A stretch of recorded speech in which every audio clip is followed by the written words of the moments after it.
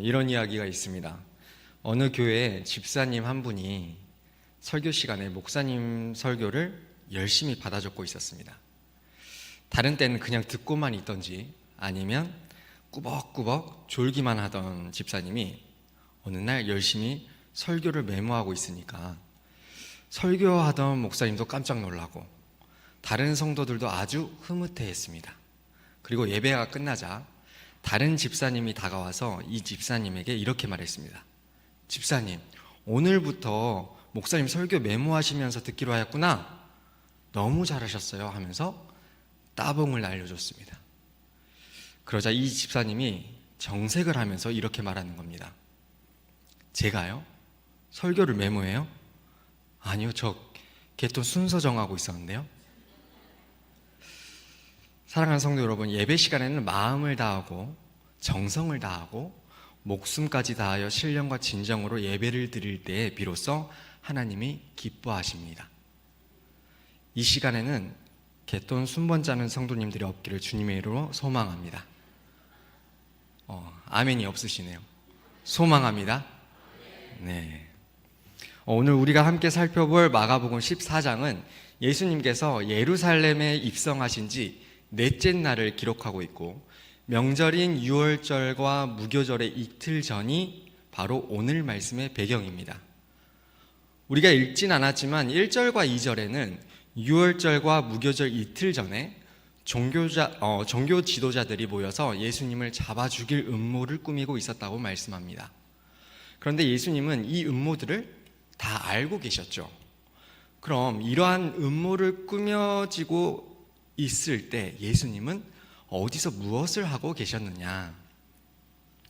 우리 함께 3절 말씀을 보게 되면 예수님께서는 예루살렘에서 멀리 떨어지지 않은 베단이라는 마을에 있는 나병 환자 시몬의 집에서 제자들과 함께 식사를 하고 계셨습니다. 그리고 이곳에서 우리가 너무나 잘 알고 있는 사건이 일어나죠. 예수님이 나병 환자 시몬의 집에서 식사하실 때 한 여자가 매우 값진 향유 옥합을 가지고 와서 그 옥합을 깨트려 예수님의 머리에 붓는 사건이 일어납니다. 그런데 오늘 이 한 여인이 향유 옥합을 깨트려 예수님께 부은 사건이 얼마나 중요한 사건인지 이 사건은 마태, 마가, 요한복음 이 세 복음서에 공통적으로 기록되어 있습니다. 물론 기록의 관점에 따라서 약간의 차이들은 있지만 동일한 사건을 다루고 있습니다. 그리고 오늘 우리가 살펴보고 있는 마가복음에서는 이 여인의 이름이 나오진 않습니다. 그런데 같은 사건을 기록하고 있는 요한복음 12장 3절 말씀에는 이 여인이 나사로의 누이 동생 마리아라고 말씀합니다.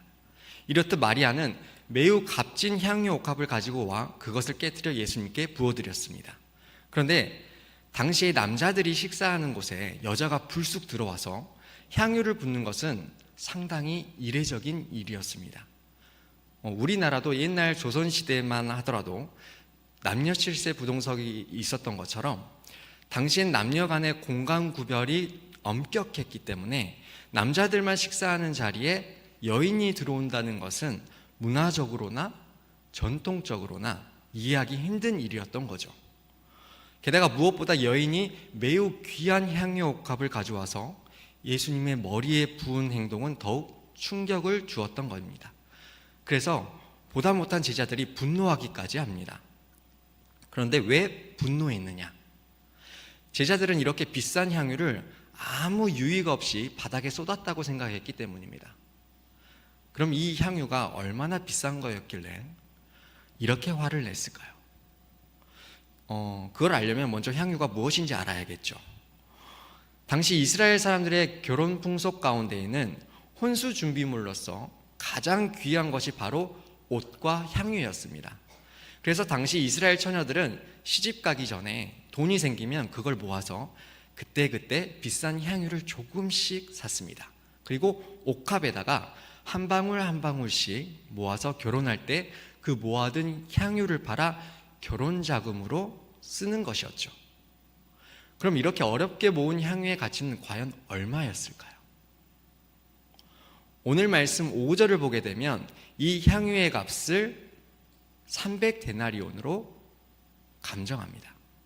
당시의 화폐 가치로 따져보면 한 데나리온이 노동자의 하루 품삯이었습니다. 그럼 계산이 빠른 분들이시라면 바로 알 수 있듯이 300데나리온이니까 거의 한 사람의 1년치 연봉에 해당하는 금액이었겠죠. 이 금액은 예수님이 남자의 수만 해서 5,000명에 달하는 술을 먹이셨던 오병이었대.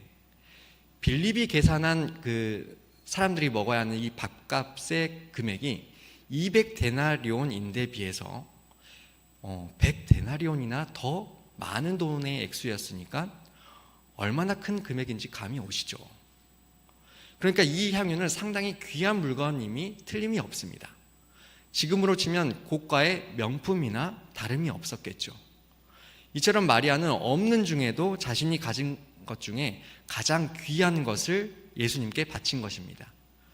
그것도 비싼 화장품을 조금씩 찍어 바르듯이 향후 몇 방울만 주님께 발라드린 것이 아니라 옷값 통째로 깨뜨려 전부를 예수님께 부어드린 것입니다. 그러니 이렇게 300데나리온이나 되는 비싼 향유 옷값을 깨뜨렸으니까 예수님과 함께 있던 제자들은 얼마나 놀랐겠습니까?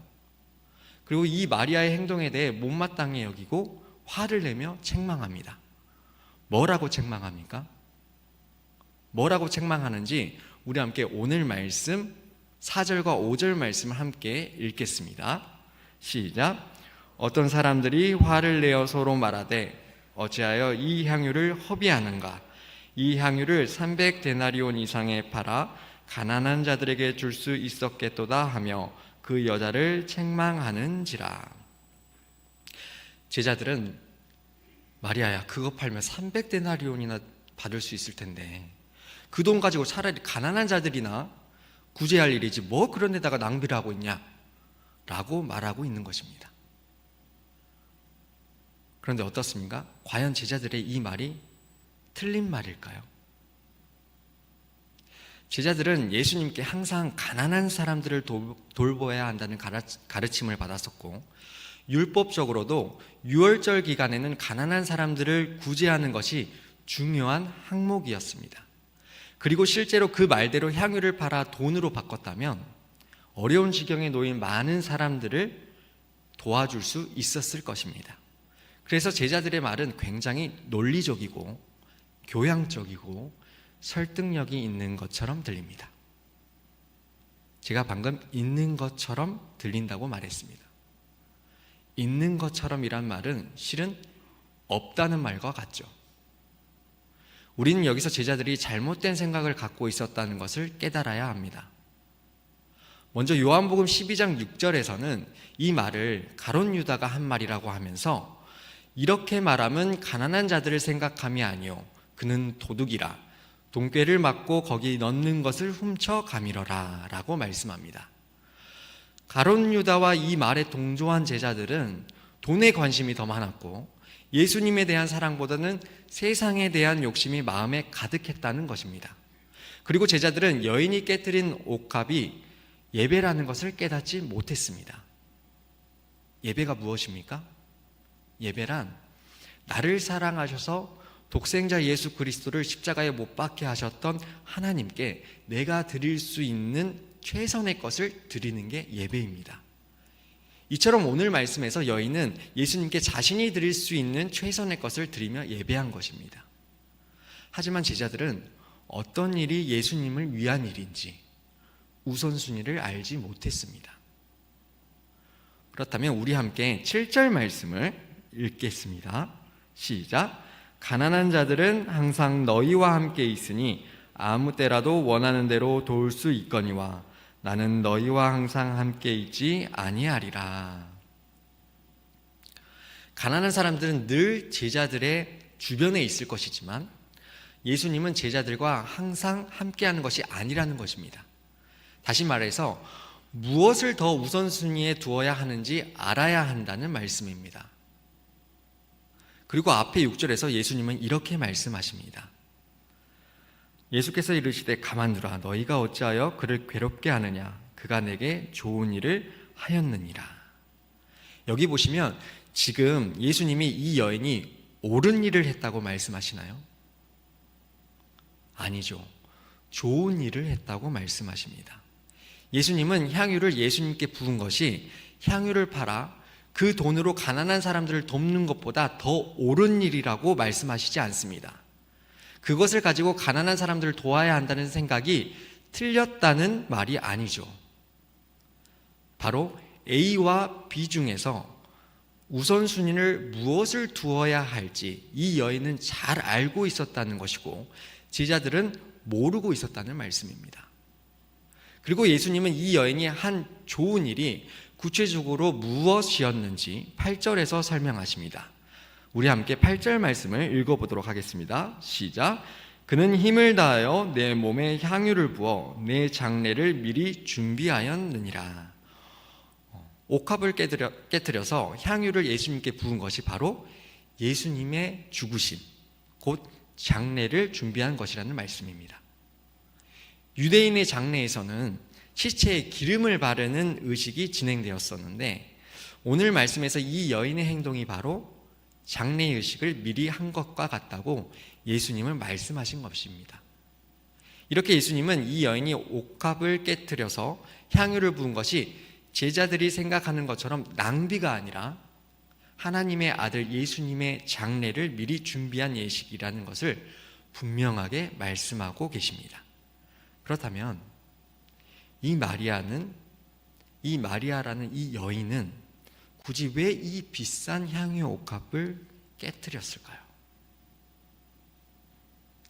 우리는 오늘 이 시간 이 여인이 옥합을 깨뜨린 의미 안에 예수님이 말씀하신 장례를 준비한 것 외에 또 어떤 의미로 옥합을 깨뜨렸을지 그 의미에 대해 살펴보고자 합니다.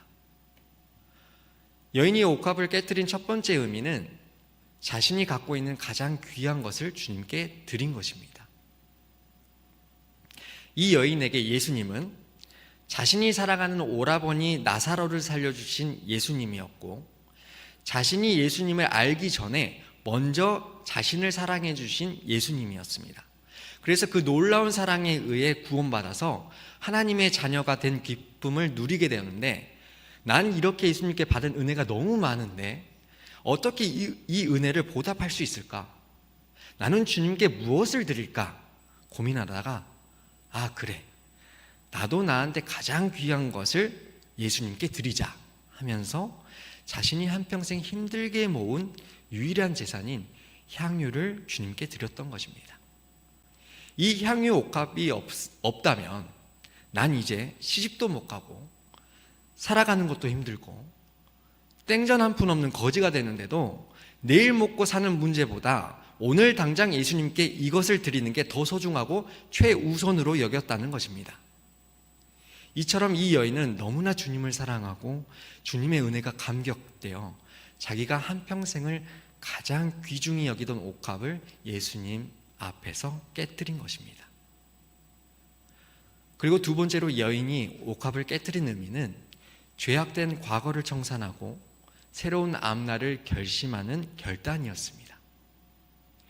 여인이 옥합 안에 있는 내용물인 향유만 쏟은 게 아니라 옥합 자체를 깨뜨린 이 여인의 모습에는 과거의 옥합 안에 향유를 모으기에만 힘썼던 그녀의 그 죄악된 모습을 미련 없이 없애겠다는 결심이 담겨져 있습니다.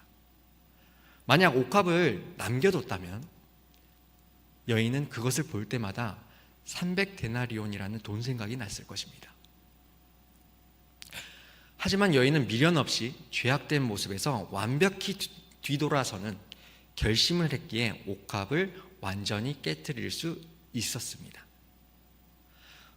우리가 마가복음 1장을 보게 되면 예수님의 제자 중에 베드로와 안드레, 요한과 야고보는 예수님의 부르심을 받았을 때 배와 그물을 내버려 두고 예수님을 즉각 따라갔습니다.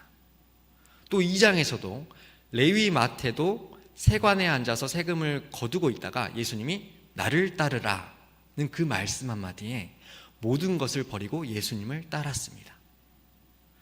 만약에 제자들이 배와 그물과 세금을 거기에 버려두지 못하고 계속 손에 쥐고 있었다면 맡겨진 사명을 감당하지 못했을 것입니다. 사람은 죄악의 미련을 남겨두면 언젠가는 다시 그 범죄를 하게 되기 때문입니다. 이처럼 우리에게도 옥합을 깨트리는 용기와 결심이 있어야 합니다. 그런데 무슨 일이든지 오래 두고 생각하면 우리의 마음은 변하기 쉽습니다. 사도행전 5장 말씀에 나오는 아나니아와 삽비라 부부 어떻습니까? 이 부부는 소유를 팔아 전부 팔아서 하나님께 드리기로 했는데 작정했던 시간이 지나니까 마음이 변해서 그 절반은 감추고 나머지 절반만 하나님께 드렸습니다. 그랬기 때문에 하나님께 징벌을 받아서 죽임을 당하고 말았죠. 그런데 반대로 사르밧 과부 어떻습니까? 사르밧 과부는 엘리야 시대의 이야기입니다. 엘리야 시대에 3년 6개월 동안에 비가 오지 않았습니다. 흉년이 들어 먹을 것이 없었죠. 그래서 엘리야는 시돈 땅에 있는 사르밧으로 가서 한 여인을 만났는데 그 여인에게 먹을 거라고는 가루 한 움큼과 병의 기름 조금뿐이었습니다. 아들과 겨우 한 끼 정도 먹을 수 있는 양이었죠. 엘리야는 그러한 처지에 있는 여인에게 잔인하게도 남은 것을 가지고 떡을 하나 만들어서 자기에게 주라고 했습니다. 이때 사르밧 여인에게는 옥합을 깨트린 여인과 같은 결단이 필요했습니다.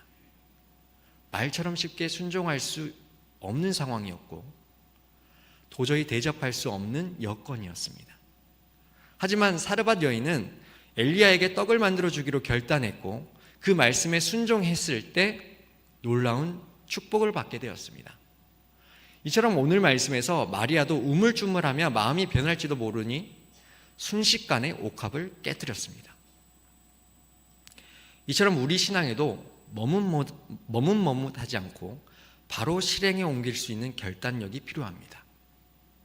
그런데 어떤 사람은 입으로만 5만 가지 것을 깨트리는 사람이 있습니다. 그러나 정작 옥합은 가슴팍에 꼭 감싸지고는 옥합을 깨트리지는 못합니다. 또 어떤 사람은 나중에 조금만 더 있다가 깨트린다고 약속만 합니다. 그러나 실천을 하지는 않습니다. 왜 그런지 아십니까? 자신이 생각하는 하나님 나라의 가치가 세상의 가치보다 훨씬 더 못 미치기 때문입니다. 천국의 소중함을 모르기 때문이라는 거죠. 성도 여러분, 오늘 말씀처럼 우리에게도 옥합을 깨트리는 결단이 있어야 합니다. 다시 말해서 내가 가장 귀하게 여기는 것을 드리는 결단이 있어야 합니다.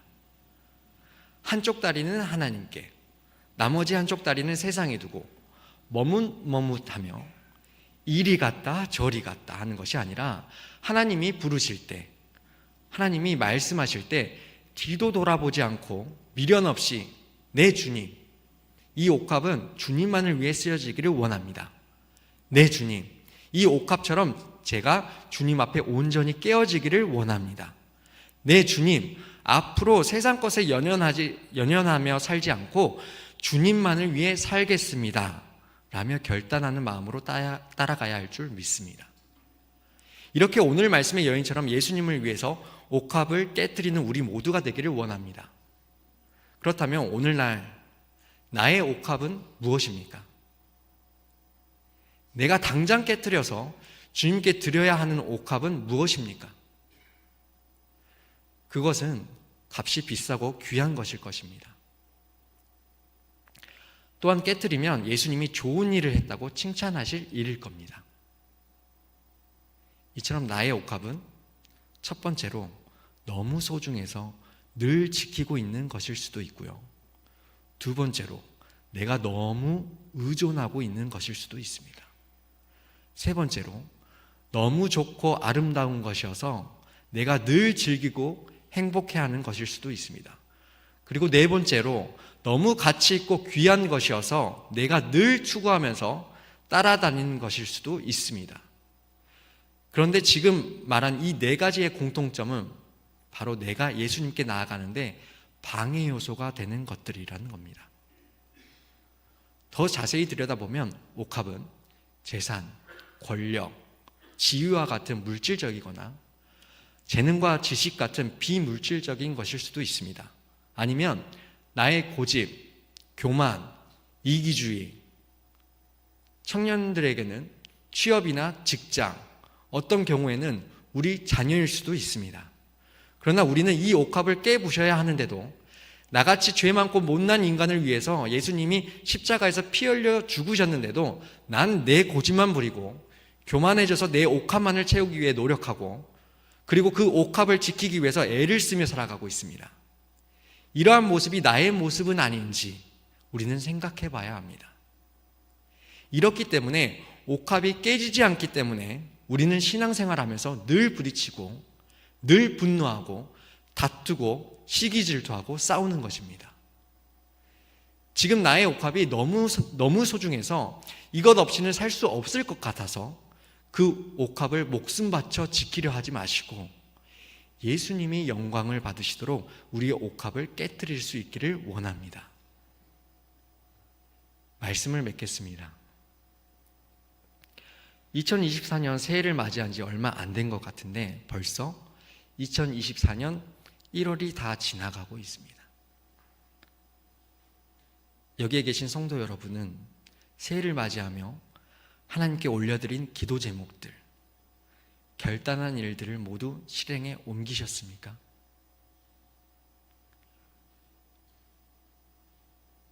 우리 교회 폐호처럼 하나님을 갈망하자고 말했는데 하나님만을 갈망하며 살아가고 계십니까? 우리에게 예수님보다 하나님보다 우리의 마음과 생각과 시간의 대부분을 차지하고 있는 것이 있다면 또는 차지하려 하는 것이 있다면 그 옥합을 당장 깨뜨릴 수 있기를 원합니다. 신앙생활보다 더 많은 시간과 나의 물질과 관심을 차지하고 있는 것이 있다면 그 옥합을 미련 없이 깨뜨릴 수 있기를 원합니다. 하나님께서 원하시는 삶을 살아가지 못하도록 방해하는 것들이 있다면 그 옥합을 뒤도 돌아보지 않고 결단하며 깨뜨릴 수 있기를 원합니다. 우리가 옥합을 깨뜨려야 하는 이유는 바로 그것보다 예수님이 더 중요하고 귀중하기 때문입니다. 나의 옥합을 깨뜨려서 온전히 예수님께 드리는 것을 예수님은 원하시기 때문입니다. 오늘 우리가 살펴본 말씀 마지막 9절에서는 예수님께서 이렇게 말씀하십니다. 내가 진실로 너희에게 이르노니 온 천하에 어디서든지 복음이 전파되는 곳에는 이 여자가 행한 일도 말하여 그를 기억하리라 라고 말씀하십니다. 여기서 이 여자가 행한 일, 곧 자신의 옥합을 깨뜨려 예수님께 드린 일로 인해서 이 여인은 2000년도 더 지난 지금도 성경이 읽혀지는 곳이라면 어디든지 이 말씀이 들려지고 읽혀지고 기억되고 있습니다. 이처럼 저와 여러분도 내가 가장 소중히 여기는 옥합을 깨뜨려 주님께 좋은 일을 했다고 칭찬받는 자들이 되길 원합니다. 나의 옥합을 깨뜨려 주님께 온전히 드림으로 이러한 나의 결단의 모습을 통해서 오늘 말씀의 여인과 같은 축복을 받는 우리 모두가 되길 주님의 이름으로 소망합니다. 그래야 해서 2024년 한 해가 나의 옥합을 깨뜨리는 한 해가 되길 주님의 이름으로 축원드립니다. 우리 이 시간 말씀 생각하시면서 내 안에 가장 귀한 것이라는 찬양 함께 주님께 올려드리면 좋겠습니다. 이 찬양을 그냥 입으로만 찬양하는 것이 아니라 가사를 묵상하시면서 이 찬양의 가사가 나의 삶의 고백이 되도록 온 마음과 정성을 다하여서 주님께 찬양 올려드리겠습니다.